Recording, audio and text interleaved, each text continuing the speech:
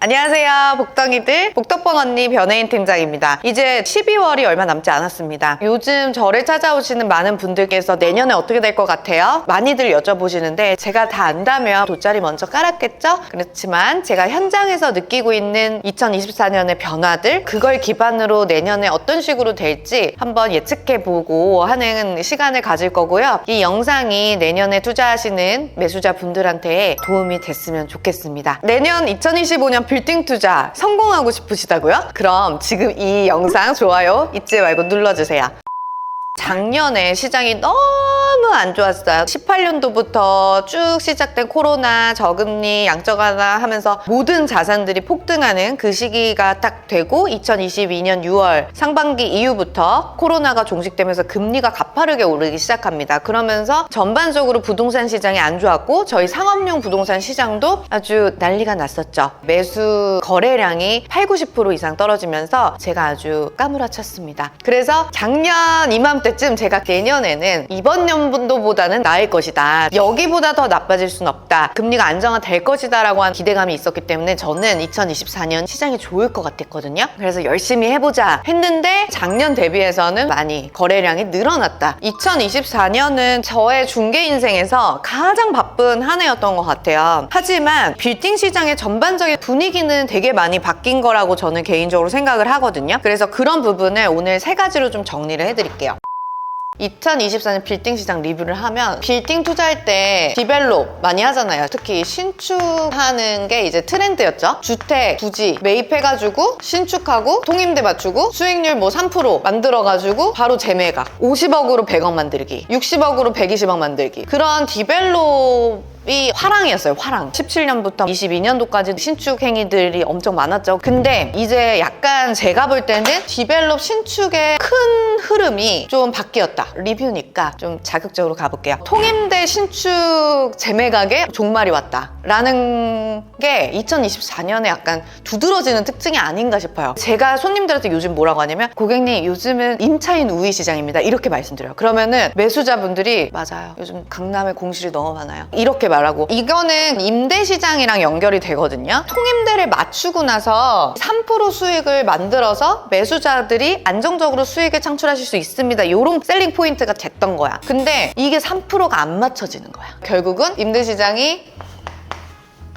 좀 과장하자면 이런 상태예요. 왜 그러냐면, 첫 번째는 경기가 너무 안 좋은 것도 맞아요. 자영업자들 지금 너무 사정이 안 좋은 상황이고, 특히 강남 같은 경우에는 공급 과잉 상태. 그렇다 보니까 임차자들 입장에서는 들어갈 곳이 너무 많고 여기랑 먼 애매한 그런 것들, 옛날엔 팔렸거든요. 근데 지금은 시장에 잔류하고 있습니다. 그런 측면에서 많은 분들이 신축에 대해서 신중하게 고민하는 시기가 이제 온 거죠. 신축 디벨롭 하려면 우선은 땅을 싸게 사야 돼요. 근데 전반적으로 지가도 너무 많이 올랐고 신축비, 인건비 너무 많이 올랐고 거기에 금리까지 3%대 이렇게 되니까 2018년, 22년도 때는 맞으나 지금은 아닌 그런 상황이 도래했다라고 보실 수 있을 것 같습니다. 임대 시장이 안 좋아진 건가요? 공급이 많은 건가요? 둘 다야. 근데 공급 과다가 좀 큰 것 같아요. 수요는 줄고 공급은 많아지고. 그래서 요즘은 오히려 통임대보다도 개별 임대가 가능한 형태의 상권들이 인기가 더 많아요.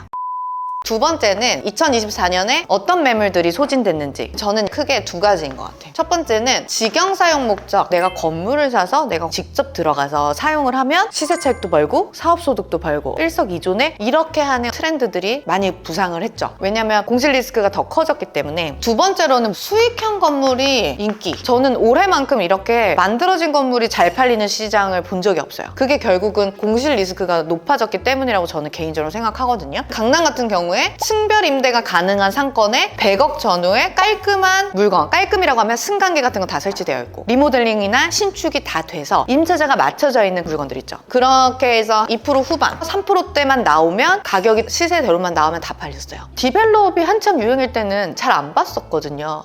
재미없어요 팀장님, 남이 해놓은 거 괜히 제가 먹는 거 아닌가 싶어요, 다 이러셨어. 근데 요즘은 공실 리스크가 너무 크니까 층별로 임대가 다 되어 있고 만실 상황이고 물건이고 누구 한 명이 나가도 리스크가 적은 이런 물건들은 다 팔렸습니다. 그 밖에 초역세권, 대로변 물건 이런 것들도 많이 팔렸죠. 초역세권에서 접근성이 좋고 대로변이랑 가시성이 좋아. 임차자들이 좋아하는 물건들이거든. 공실 리스크를 좀 해지할 수 있는 형태의 물건들이 많이 소진된 게 2024년의 특징이었다. 압구정 로데오 이런 데는 막 수익률 1% 나오고 막 이런 것들도 팔리던데 수익도 안 나오는데 왜 팔리는 거예요? 매물을 보는 다양한 시선이 있겠죠. 빌딩 매매 투자의 어떤 본질은 수익형이야. 강남 1급지의 특징은 대지의 상승이 높은 구역들은 수익이 안 나오잖아요. 왜냐면 대지 가격만큼 임대 수익이 못 받쳐주잖아요. 샤넬에서 제일 유명한 샤넬백 클래식이 왜 지금 1,500만 원인가? 그런데 사람들이 줄 서서 기다린대요. 그래서 그런 걸 우리가 뭐라고 하냐면 사치제라는 개념이 있잖아. 강남 일부 건물들에 있어서는 사치제의 성격을 띠는 방향으로의 소비가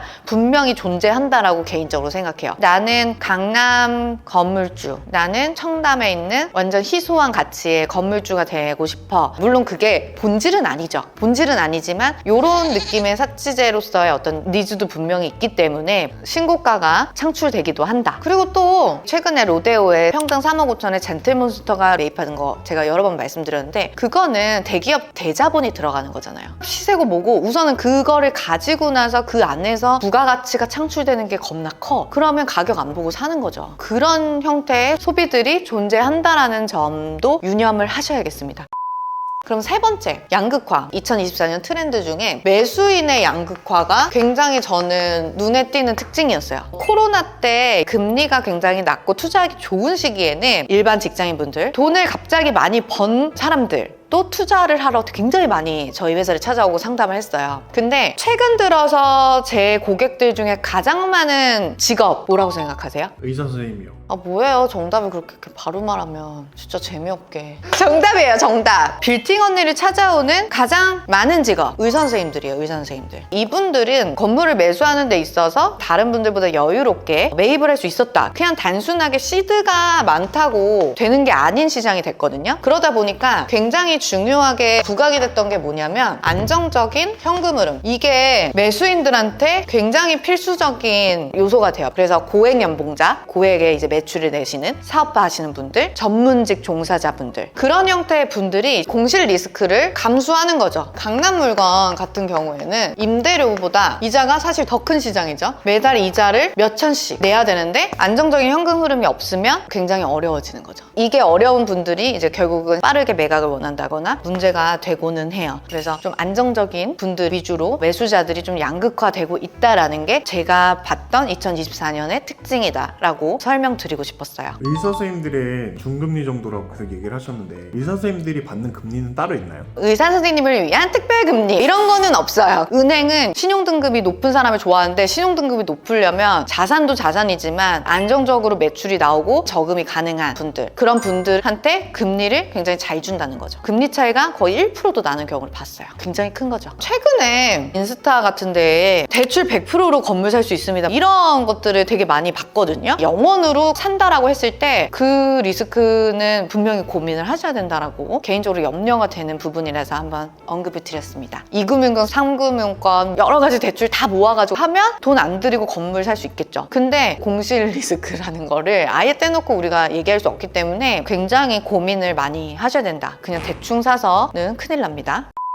이렇게 한 해를 돌아보는 이유는 다가오는 2025년을 어떻게 맞이할 것인가 이거를 한번 생각해 보기 위함이라고 보거든요. 최전방에서 느끼는 바를 한 일주일 정도 고민을 되게 많이 했어요. 그래서 세 가지를 한번 뽑아봤습니다. 첫 번째, 금리가 어떻게 될 것인가. 우리나라는 아파트 시장, 주택 시장 때문에 금리를 사실 쉽게 못 건드리는 이슈가 있기는 합니다만 적어도 더 오르지 않겠다는 시그널이 분명히 있기 때문에 이 매수자들의 수요는 지속적으로 증가할 것이다 라는 게 제가 생각하는 거예요. 이 수요가 증가하면서 결국은 좋은 물건에 대한 경쟁은 계속해서 있을 것이라는 거죠. 그리고 두 번째, 이거는 조심스럽긴 합니다. 강남 불패라는 말이 있습니다. 근데 저는 이제 이거는 세모, 애매한 강남은 이제 인기가 없죠. 그러니까 강남도 정말 확실한 입지, 근생상권이 확실한 곳은 인기가 높다. 임대가 잘 맞춰지는 입지의 물건들은 나중에 내가 되팔 때도 셀링 포인트가 되는 거죠. 그런 포인트를 가진 물건들은 굳이 강남이 아니더라도 계속 인기가 있을 것 같다라는 게 제 생각입니다. 마지막이에요. 임대에 대한 불안은 지속될 것이다. 수익형 물건도 꾸준하게 인기가 있을 것이고, 임대 같은 경우에도 통임대보다는 개별 근생임대 이런 것들도 계속해서 인기가 있을 것이다. 공실 리스크에 대한 불안이 높아지기 때문에 만약에 건물을 내년에 팔고 싶다라고 생각하는 매도자분들 어떻게 해야 돼요? 임차가 잘 맞춰지는 형태로 좀 노력을 하셔야 된다. 이제는요, 하고 있으면 이제 매수자가 또 입으로 떨어지는 시장이 아닌 것 같아요. 그래서 2025년에도 거래량은 꾸준하게 가겠습니다만은 매물을 보는 시선이나 이런 부분들에 있어서 좀 신중해지는 시기가 될 것이다